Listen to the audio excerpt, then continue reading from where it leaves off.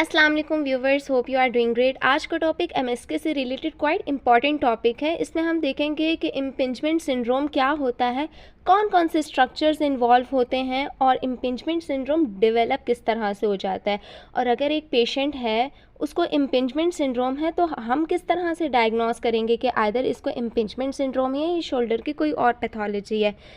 और अगर पेशेंट को इम्पिंजमेंट सिंड्रोम है तो हम किस तरह से उसको ट्रीट कर सकते हैं, क्या ट्रीटमेंट प्रोटोकॉल्स होंगे, वो सब इस वीडियो में आज डिस्कस करेंगे। So let's begin. By definition अगर हम बात करें तो shoulder impingement is the most common cause of shoulder pain. ठीक है, अगर mechanically compression and irritation of the soft tissues like rotator cuff and subacromial bursa in the suprahumeral space is called impingement syndrome. ये कह रहे हैं कि अगर कोई मैकेनिकली कंप्रेशन है या फिर इरिटेशन हो जाती है सॉफ्ट टिश्यूज़ में। सॉफ्ट टिश्यूज़ कौन कौन से हैं यहाँ पर? Rotator cuff and subacromial bursa, जो कि सुप्राह्यूमरल स्पेस में पाए जाते हैं। तो अगर पेशेंट आर्म को लिफ्ट करता है और उसकी वजह से ये जो स्ट्रक्चर्स हैं वो इरिटेट हो रहे हैं तो उसकी वजह से इम्पिंजमेंट कॉज हो सकती है पेशेंट को। ठीक है, इम्पिंजमेंट हमारे पास दो तरह से होती है, primary impingement and secondary impingement. Primary impingement जो है वो स्ट्रक्चरल इंजरी की वजह से होती है और सेकेंडरी इम्पिंजमेंट फंक्शनल इंजरी की वजह से होती है। ठीक है, ये हमारे पास जो है वो सुप्राह्यूमरल स्पेस है। ठीक है, यहाँ से हमारे पास तीन स्ट्रक्चर्स पास हो रहे होते हैं। ठीक है, the number 1 is long head of bicep, supraspinatus tandem and bursa. ठीक है, डायग्राम में अगर हम देखते हैं तो ये हमारे पास जो है वो ह्यूमरल हेड है। ठीक है, ह्यूमरस, ये हमारे पास स्कैप्यूला है और ये हमारे पास जो है वो एक्रोमियन प्रोसेस है। ठीक है, यहाँ से जब पेशेंट जो है वो इस डायग्राम में अगर हम देखें, पेशेंट जो है वो एब्डेक करता है तो यहाँ के जो स्ट्रक्चर्स होते हैं, तीन स्ट्रक्चर्स जो मैंने आपको बताए हैं, वो जो है अगर इरिटेट हो जाए तो इट कैन कॉज इम्पिंजमेंट। ठीक है, स्ट्रक्चर्स अगर मैं डायग्राम में दिखाऊं तो ये हमारे पास जो है वो बर्सा है यहाँ पर। ठीक है, ये हमारे पास सुप्रास्पाइनेटस का टेंडन है और ये हमारे पास लॉन्ग हेड ऑफ बाइसेप का टेंडन है। लॉन्ग हेड ऑफ बाइसेप के टेंडन की ओरिजिन जो है वो हमारे पास सुप्राग्ल्यूनॉइड ट्यूबरकल से हो रही होती है, स्कैप्यूला के। और सुप्रास्पाइनेटस का जो टेंडन की इंसर्शन है वो हमारे पास जाकर हो रही होती है superior facet of greater tubercle of humerus. ठीक है, ह्यूमरस के हेड पे हो रही होती है बेसिकली। तो ये तीन स्ट्रक्चर्स जो हैं, whenever the patient abduct his arm, तो यहाँ पर जो स्ट्रक्चर्स हैं वो इरिटेट हो रहे होते हैं तो वो इम्पिंजमेंट कॉज कर सकते हैं। ठीक है, you can see the difference between normal joint and abnormal यानी कि इम्पिंजमेंट सिंड्रोम जॉइंट को। बेसिकली होता ये है कि यहाँ पर हमारे पास ये है सुप्रास्पाइनेटस का टेंडन। ठीक है, ये हमारे पास है लॉन्ग हेड ऑफ बाइसेप का टेंडन और this is basically the bursa. ठीक है, टेंडन का काम क्या होता है कि ये हमारे पास muscle to bone connection provide करता है। जब पेशेंट एब्डेक कर रहा है तो उसकी वजह से अगर इरिटेशन कॉज हो रही है बॉडी में तो वहाँ क्या होता है, उस एरिया का ब्लड सप्लाई इंक्रीज हो जाता है। जब ब्लड सप्लाई इंक्रीज होगी तो वहाँ पर इन्फ्लेमेशन होगी। ठीक है, नैरोइंग होगी स्पेस की, तो उसकी वजह से हमारे पास क्या हो जाता है, टेंडन में टेंडिनाइटिस हो जाता है। ठीक है, अगर पेशेंट ने फिर भी रेस्ट नहीं किया तो उसकी वजह से क्या होगा, और सारे प्रॉब्लम्स जो है वो ट्रिगर होंगी। ठीक है, नॉर्मली हमारे पास बर्सा क्या होता है, फ्लैट होता है। ठीक है, अगर इसमें इन्फ्लेमेशन कॉज हो जाएगी तो फिर हमारे पास क्या हो जाएगा, बर्साइटिस हो जाएगा और it can cause more swelling and compression with in the shoulder joint. ठीक है, अब टेंडिनाइटिस और बर्साइटिस की वजह से जो यहाँ पर स्पेस नैरोइंग होगी तो उसकी वजह से क्या होगा, पिंचिंग होगी। ठीक है,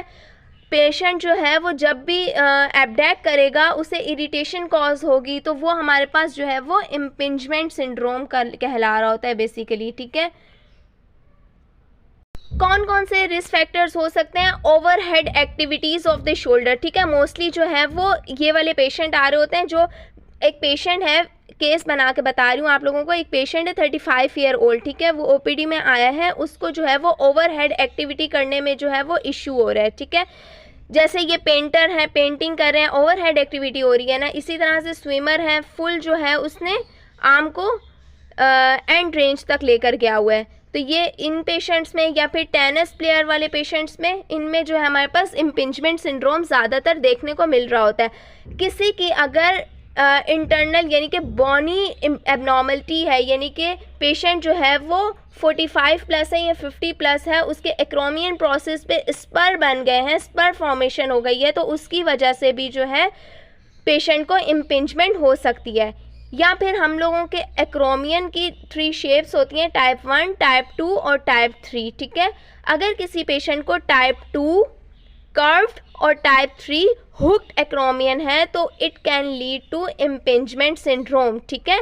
क्योंकि हमारे पास जब भी पेशेंट एब्डेक्ट करेगा आर्म को, तो उसकी जो एक्रोमियन प्रोसेस है वो उसके साथ हिट करेगा। जब वो कंटिन्यूसली वहाँ पर हिट होगा तो उसकी वजह से इम्पिंजमेंट हो सकती है। अब यहाँ पर दोबारा से देखते हैं कि पेशेंट जो है वो ये है एक्रोमियन प्रोसेस, ठीक है। अब पेशेंट जब भी एब्डेक्ट करेगा तो वो उसके जो इंटरनल यहाँ स्ट्रक्चर्स हैं वो सब जो है उसके साथ एक्रोमियन प्रोसेस के साथ हिट करेंगे, तो इसके वजह से इम्पिंजमेंट कॉज हो सकती है, ठीक है। स्पेशल टेस्ट क्या होते हैं? स्पेशल टेस्ट बेसिकली हम डायग्नोसिस को कंफर्म करने के लिए करते हैं कि आइदर हमने जो डायग्नोस बनाया है वो स्पेशल टेस्ट से पता चलेगा कि पॉजिटिव है या नेगेटिव है। अगर टेस्ट पॉजिटिव होगा तो इसका मतलब पेशेंट को इम्पिंजमेंट सिंड्रोम है, और अगर टेस्ट नेगेटिव है तो इसका मतलब कोई और पैथोलॉजी हो सकती है।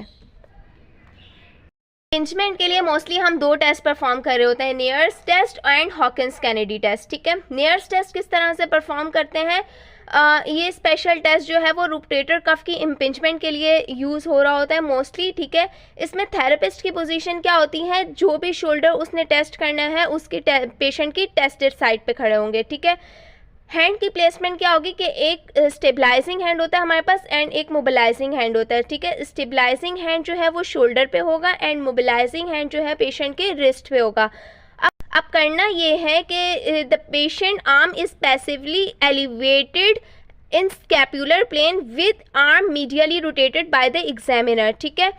हमने क्या करना है कि पेशेंट का आर्म जो है वो एलिवेट करना है स्कैपुलर प्लेन में और मीडियली रोटेट करके एलिवेट करना है। इससे क्या होगा कि पेशेंट का पेन जो है वो प्रोवोक करेगा। अगर पेशेंट का पेन प्रोवोक हो रहा है तो इसका मतलब ये है कि पेशेंट को जो है वो या तो सुप्रास्पाइनेटस की या फिर बाइसेप के टेंडन की जो है वो ओवर यूज़ की वजह से इंजरी हुई हुई है, ठीक है। तो अगर साइन पॉजिटिव है तो इसका मतलब इम्पिंजमेंट सिंड्रोम है, और अगर नेगेटिव है तो इस पेशेंट को पेन नहीं हो रहा तो इसका मतलब ये है कि टेस्ट जो है वो नेगेटिव है, इसका मतलब इम्पिंजमेंट सिंड्रोम पेशेंट को नहीं है। फिर हम क्या करेंगे कि हॉकिंस कैनेडी टेस्ट परफॉर्म करवा सकते हैं। इसमें क्या करते हैं कि पेशेंट की पोजीशन हम सिटिंग में भी करवा सकते हैं और स्टैंडिंग में भी करवा सकते हैं।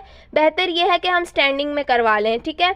थेरेपिस्ट की पोजीशन क्या होगी? बिल्कुल पेशेंट के जो है वो फ्रंट पे होगा। हैंड की प्लेसमेंट इस तरह से होगी कि एक हैंड जो है वो स्टेबलाइजिंग हैंड एल्बो पे होगा और मोबिलाइजिंग हैंड रिस्ट पे होगा। प्रोसीजर ये है कि हमने क्या करना है कि पेशेंट की 90-90 पोजीशन बनानी है, ठीक है। 90 डिग्री शोल्डर फ्लेक्शन और 90 डिग्री एल्बो की फ्लेक्शन करने के बाद हम इंटरनली रोटेट करेंगे। अगर तो पेशेंट का पेन जो है वो प्रोवोक हो गया है, तो पेन हो रहा है पेशेंट को, तो इसका मतलब ये है कि टेस्ट जो है वो पॉजिटिव है, ठीक है। Non operative management, physiotherapy management की तरफ अगर आएँ तो हमारे पास 3 फेजेस होते हैं, ठीक है। 3 फेजेस में हम मैनेजमेंट को डिवाइड कर देते हैं। प्रोटेक्शन फेज, ठीक है, control motion phase and return to function phase. Protection phase में हम बेसिकली पेशेंट की जो है वो कंट्रोल कर रहे होते हैं इन्फ्लेमेशन को एंड प्रमोट करते हैं हीलिंग को। किस तरह से करेंगे कि मोडेलिटीज़ हम यूज़ कर सकते हैं। कौन कौन सी मोडेलिटीज़ यूज़ कर सकते हैं? हम टेंस मशीन यूज़ कर सकते हैं पेशेंट के पेन को मैनेजमेंट करने के लिए, ठीक है। आइस थेरेपी यूज़ कर सकते हैं। राइस थेरेपी होती है बेसिकली हमारे पास rest, ice compression and elevation, ठीक है। ये हमारे पास एक्यूट इंजरी के लिए रिकमेंडेड होती है। टेंस मशीन किस लिए होती है कि हम यूज़ करते हैं बेसिकली कंट्रोल करते हैं मस्कुलर पेन को इनहिबिट करने के लिए यूज़ कर रहे होते हैं। इसके अलावा हम अल्ट्रासाउंड थेरेपी दे सकते हैं। अल्ट्रासाउंड जो है वो बेसिकली हमारे पास दो तरह से होता है, एक होता है डायग्नोस्टिक अल्ट्रासाउंड, एक होता है थेरेप्यूटिक अल्ट्रासाउंड। फिजियोथेरेपी में हम थेरेप्यूटिक अल्ट्रासाउंड यूज़ कर रहे होते हैं जो कि इन्फ्लेमेशन को रिस्टोर करने के लिए होता है, ठीक है। इसके अलावा क्या करेंगे, पेशेंट की एजुकेशन कर सकते हैं। पेशेंट को क्या एजुकेट करेंगे कि ओवरहेड एक्टिविटी से अवॉइड करवाएंगे, सही है, और ऐसे कुछ भी काम, ऐसे कोई भी काम करने से अवॉइड करवाएंगे जो कि पेशेंट का पेन जो है वो प्रोवोक करे। Maintain integrity and mobility of the soft tissues, ठीक है। पैसिव, एक्टिव असिस्टेड या self assisted range of motion exercises करवाएंगे जो कि पेन फ्री रेंज में होंगी, ठीक है। Develop support in related region, ठीक है। पोस्चरल अवेयरनेस दे सकते हैं और पोस्चर को करेक्ट करवाने की कोशिश करेंगे। इसके अलावा क्या कर सकते हैं, हम टेक्टाइल क्यू दे सकते हैं और जो है पेशेंट की स्केपुलर टेपिंग कर सकते हैं, क्योंकि स्केपुला का भी बहुत इंपॉर्टेंट रोल होता है शोल्डर कॉम्प्लेक्स में। कंट्रोल मोशन फेज में क्या है कि पेशेंट की हम सेम एजुकेशन करेंगे, उसके रिलेटेड स्ट्रक्चर्स को जो है वो स्ट्रॉन्ग करने की कोशिश करेंगे, उसकी मोबिलिटी को इन्हेंस करने की कोशिश करेंगे और हम जो है वो स्ट्रेंथनिंग एक्सरसाइजेस करवाएंगे in control motion phase. Return to function phase में बेसिकली हम पेशेंट जो भी एक्टिविटी पहले परफॉर्म कर रहा होता था उसको रीगेन करने की कोशिश करेंगे, ठीक है। उसको फंक्शनल ट्रेनिंग की तरफ लेकर आएंगे और उसके क्विक मोटर रिस्पॉन्स पे काम करेंगे, ठीक है। So this is all about the impingement syndrome. If you have any Curie you can comment me below. Thank you. Allah Hafiz.